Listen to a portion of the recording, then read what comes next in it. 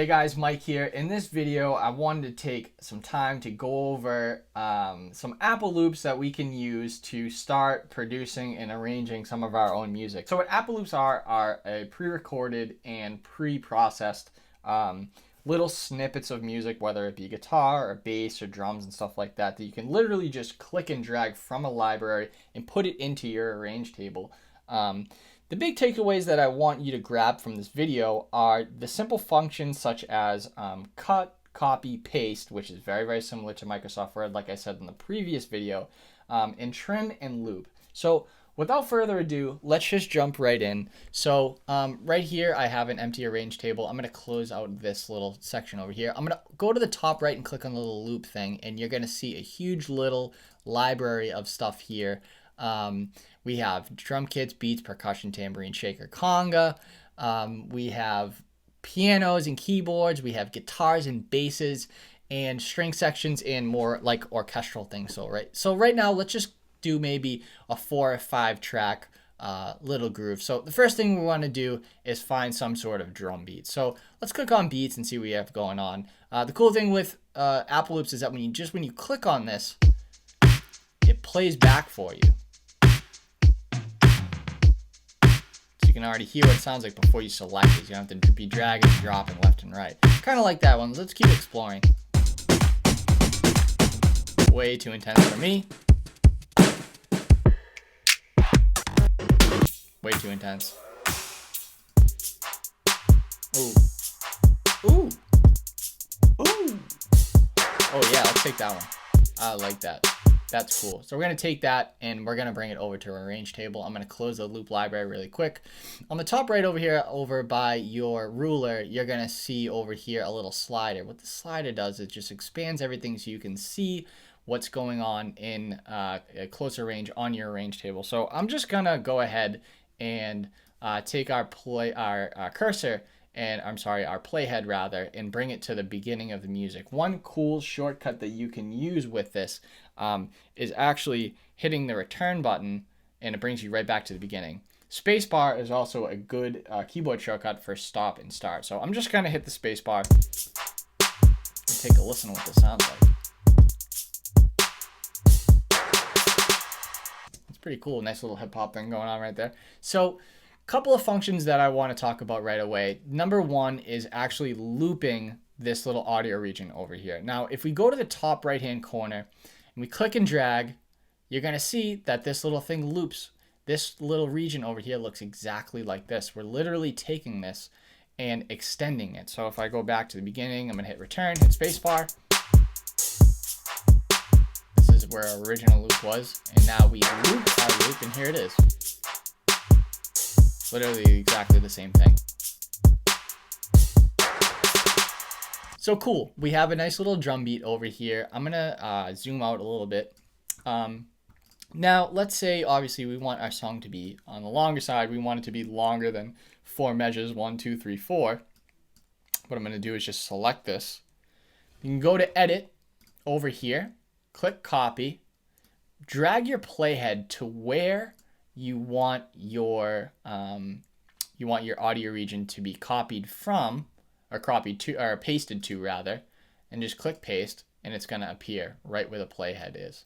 I'll do it again one more time. Edit, paste, and there we are. And I'm just going to do it one more time. This time I'm going to use the command feature. So I'm going to click hit Command C and then hit Command V. And you're going to see it copy and paste it just like you would like on a section of a Word document or something like that. So we have a nice little drum beat. Let's go over to our Apple Loop library.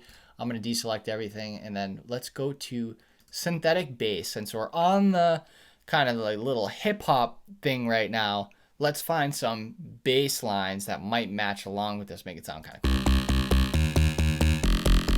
Not exactly my jam, but that's cool. Way too wobbly. Nope, definitely not. That's really techno. It's not really what we're going for. Let's try this one out. I don't think it's going to work, but this is a good example if we want to get rid of something. So Actually, that's kind of cool. I kind of really like that. So, but let's say we dragged it over and we didn't like it. It's as easy as going like this. You click on it. You can either go to edit and click delete, or you can, I'm going to bring it back over just for instructional purposes. We click on it and then just hit the delete button on your keyboard. Simple as that. But I like that. So let's take this and we're going to loop it for 8 measures. So we'll play it back. Okay, so now listening back to it, it feels like the part itself already is a little bit aggressive. So what I'm gonna do is play it back, hit the space bar, and I'm gonna drag our volume fader down just a little bit. So it kind of sits a little bit more in the background.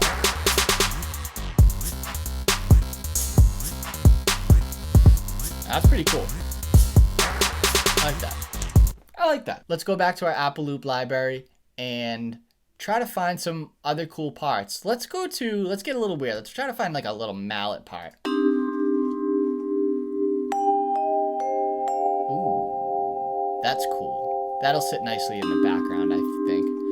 With this particular one, I'm gonna go ahead and copy paste this thing. So I hit Command C, I'm gonna bring my playhead over to measure 3. I'm gonna hit Command V, paste, Command V, paste, Command V, paste. And I just created 4 measures of.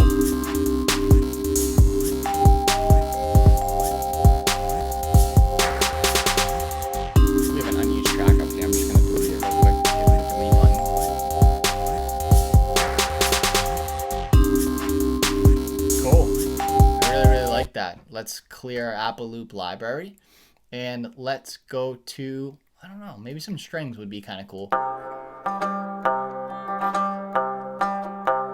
Now let's say we wanted to create like a new section over here. So this is our, let's call this our section A. We'll call this like section B, or you can call this verse, and we'll call this chorus, just for the sake of example. So if I go over here to measure 9, I have this altered state beat down here, and I have this Afghanistan San Rabab. I don't even know what that is, but it sounds sweet. We're still gonna need bass with that, so let's go back to our Apple Loop library. Let's try to find synthetic bass. This one was called hard grinding bass, so let's try to find something along the same lines of that. So I forget what that bass line sounds like, so what I'm gonna do is I'm gonna hit enter, bring my playhead back, and hit the solo button. Okay, so it's really gritty and kind of grindy. So we're gonna find something that sounds similar to that. And that amazingly does the trick. So I'm gonna bring my cool little bass part over here.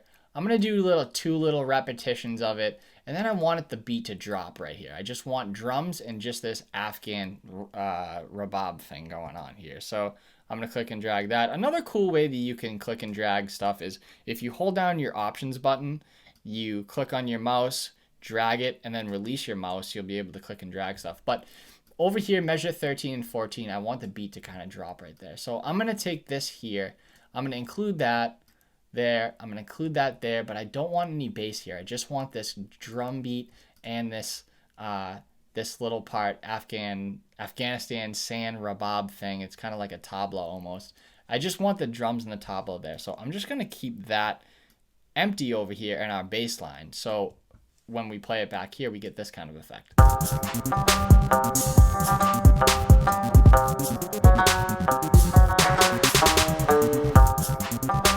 you're gonna notice the bass is gonna cut out here.